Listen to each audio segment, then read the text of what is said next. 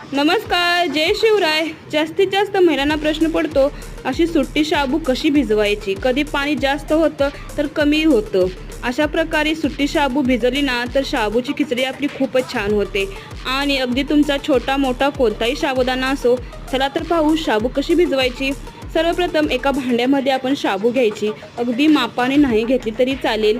अशा प्रकारे भांड्यामध्ये शाबू घेतल्यानंतर त्यामध्ये पाणी असं घालायचे की आपली शाबू पूर्ण भिजली जाईल. त्यानंतर त्यातलं पाणी तरी काढायचं किती. अशा प्रकारे 2 ते 3 चम्मच आपण त्यामध्ये पाणी ठेवायचं. पाहू शकता कडेला थोडंसं पाणी राहिलेलं आहे आपल्या शाबूमध्ये. आणि ती तुम्ही रात्रभर किंवा 2 ते 3 तास आपण अशी शाबू भिजत ठेवू शकतो. पाहू शकता आपली शाबू किती सुटसुटीत झालेली आहे. अशी शाबू खायला पण खूप छान लागते आणि जास्त खाली आपल्या कडेला चिकटत पण नाही. आणि नवीन नवीन व्हिडिओसाठी मला सबस्क्राईब करा, लाईक करा, कमेंट करा. थँक्यू.